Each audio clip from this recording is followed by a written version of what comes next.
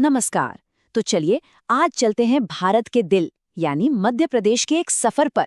हम इसकी पहचान को आप कह सकते हैं परत दर परत खोलेंगे, इसके भूगोल से लेकर इसके बेहद दिलचस्प प्रतीकों तक।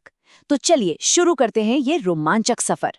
तो सबसे बड़ा सवाल यही उठता है कि नक्शे की लकीरों के अलावा वो क्या चीज़ है जो मध्य प्रदेश को असल में मध्य प्रदेश बनाती है ना? मतलब कौन सी कहानियां हैं, कौन से प्रतीक हैं जो इसकी असली आत्मा को, इसके वजूद को आकार देते हैं। आज हम इसी सवाल का जवाब ढूंढने की कोशिश करेंगे। तो हमारा सफर कैसा रहेगा? देखिए, सबसे पहले हम जानेंगे कि ये राज्य बना कैसे, कुछ बेसिक फैक्ट्स देखेंगे। फिर इसके जो इतने सारे नाम हैं ना, उनके पीछे की कहानी समझेंगे। उसके बाद राजकीय चिन्ह का मतलब क्या है, प्रकृति से कौन-कौन से प्रतीक लिए गए हैं और आखिर में यहाँ की संस्कृति और खेल की दुनिया में भी झांकेंगे। तो चलिए सबसे पहले बात करते हैं एकदम शुरुआत से, मतलब मध्य प्रदेश के गठन और इसके कुछ जरूरी फैक्ट्स की।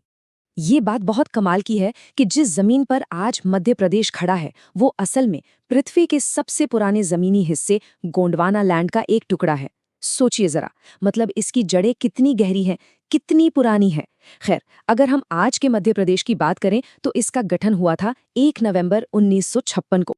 अच्छा, एक कंफ्यूजन अक्सर होता है मध्य प्रदेश के एरिया को लेकर। कहीं एक आंकड़ा मिलता है, कहीं दूसरा। तो ये जो 7 स्क्वायर किलोमीटर का फर्क दिखता है ना, वो असल में छत्तीसगढ़ के साथ किरार घाटी को लेकर हुए एक सीमा विवाद की वजह से है। पर हाँ, एक बात साफ है, सभी सरकारी रिकॉर्ड्स में ऑफिशियल एरिया 3,08,252 स्क्वायर किलोमीटर ही माना जाता है। अब आते हैं एक और मजेदार चीज पर, वो है मध्य प्रदेश के कई सारे नाम। और यकीन मानिए, हर नाम के पीछे एक अलग ही कहानी है, एक अलग पहचान छिपी है। सबसे फेमस नाम तो सब जानते हैं, हृदय प्रदेश। ये नाम दिया था हमारे पहले प्रधानमंत्री पंडित जवाहरलाल नेहरू ने, क्योंकि ये भारत के बिल्कुल दिल में, एकदम सेंटर में जो है। लेकिन कहानी इससे भी पुरानी है। ऋग्वेद जैसे प्राचीन ग्रंथों में इसका जिक्र रेवोत्तर और दक्षिणापथ के नाम से मिलता है। इससे अंदाजा लगता है कि ये जगह कितनी ऐतिहासिक है। फिर आते हैं वो नाम जो इसे यहाँ की वाइल्ड लाइफ से मिले हैं, जैसे कि tiger state, leopard state, vulture state, अरे यहाँ तक कि वुल्फ स्टेट भी। ये सारे नाम इस बात का सबूत है कि वाइल्ड लाइफ कंजर्वेशन में मध्य प्रदेश कितना आगे है। और हाँ, ये टाइगर स्टेट का टैग सिर्फ नाम का नहीं है। लेटेस्ट सेंसस के हिसाब से यहाँ 785 टाइगर्स हैं। 785! ये पूरे भारत में सबसे ज्यादा है। मतलब ये एक बहुत बहुत बड़ी कामयाबी है।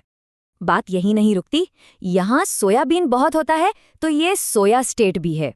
देश में सबसे ज्यादा हीरे यहीं मिलते हैं, तो ये डायमंड स्टेट भी हुआ। और भारत की सबसे बड़ी ट्राइबल पॉपुलेशन का घर होने की वजह से इसे गर्व से जनजातीय प्रदेश भी कहा जाता है।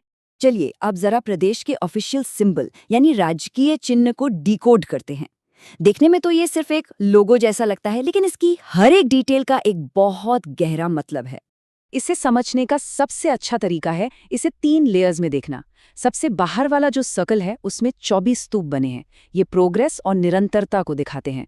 फिर जो बीच वाला सर्कल है उसमें गेहूं और धान की बालियां हैं, जो यहाँ की खेती किसानी और समृद्धि का प्रतीक हैं। और फिर सबसे अंदर एकदम सेंटर में अशोक स्तंभ और बरगद का पेड़ है। ये देश के साथ एकता और स्थिरता को दर्शाता है। अब बात करते हैं उन खास पेड़ पौधों और जानवरों की जिन्हें मध्य प्रदेश का ऑफिशियल सिंबल चुना गया है। तो स्टेट एनिमल है बारहसिंगा। ये हिरण की एक बहुत ही रेयर प्रजाति है और ये इतना खूबसूरत और खास है कि इसे कान्हा का गहना भी कहते हैं। ऐसा इसलिए क्योंकि ये ज्यादातर कान्हा नेशनल पार्क में ही देखने को मिलता है। इसका साइंटिफिक नाम है रुसर्वस डुवाउसेली और इसे स्टेट एनिमल का दर्जा मिला था 1 नवंबर 1981 को, यानी ठीक राज्य के स्थापना दिवस पर, जो इस बात को और भी स्पेशल बना देता है। अब आते हैं स्टेट बर्ड पर, और ये तो वाकई देखने लायक है। बहुत ही खूबसूरत लंबी सी पूंछ वाला पक्षी, इंडियन पैराडाइज फ्लाई कैचर। इसे यहाँ प्यार से दूधराज या फिर शाह बुलबुल भी बुलाया जाता है। इसका साइंटिफिक नाम है एशियन पैराडाइज फ्लाई कैचर और जो ऑफिशियल जानकारी है उसके मुताबिक इसे 1985 में स्टेट बर्ड डिक्लेयर किया गया था। अच्छा, इसके अलावा भी कुछ और सिंबल हैं, जैसे स्टेट फिश है महाशीर, स्टेट ट्री है बरगद, जो हमने राजकीय चिन्ह में भी देखा था, और स्टेट फ्लावर है सफेद लिली। ये सब मिलकर दिखाते हैं कि यहाँ की नेचुरल हेरिटेज कितनी रिच है। तो अब तक हमने प्रकृति की बात की, अब चलते हैं उस पहलू की तरफ जो यहाँ के लोगों से जुड़ा है, यानी यहाँ का खेल, यहाँ का नृत्य और यहाँ की नाट्य परंपरा। मध्य प्रदेश का स्टेट स्पोर्ट है मलखंभ। ये एक बहुत ही पुराना और यूनिक स्पोर्ट है। इसका नाम ही सब कुछ बता देता है। मल का मतलब पहलवान और खंभ मतलब पोल या खंबा। तो इस पर पहलवान जो हैं वो जिम्नास्टिक और मार्शल आर्ट्स का एक तरह से मिला जुला प्रदर्शन करते हैं। इसे 10 अप्रैल 2013 को स्टेट स्पोर्ट का दर्जा दिया गया। मोटे तौर पर मलखंभ 3 तरह का होता है। एक है स्थायी मलखंभ, जिसमें पोल जमीन में फिक्स होता है। दूसरा है हैंगिंग मलखंभ, जिसमें एक छोटा पोल चेन से लटका होता है। और तीसरा है रोप मलखंभ, जिसमें रस्सी का इस्तेमाल होता है। ये रोप मलखंभ महिलाओं के बीच काफी पॉपुलर है। अब अगर आर्ट्स की बात करें तो यहाँ का स्टेट फोक डांस है राई। ये बुंदेलखंड रीजन का है, जिसमें एक बैरनी डांसर होती है और एक विदूषक होता है।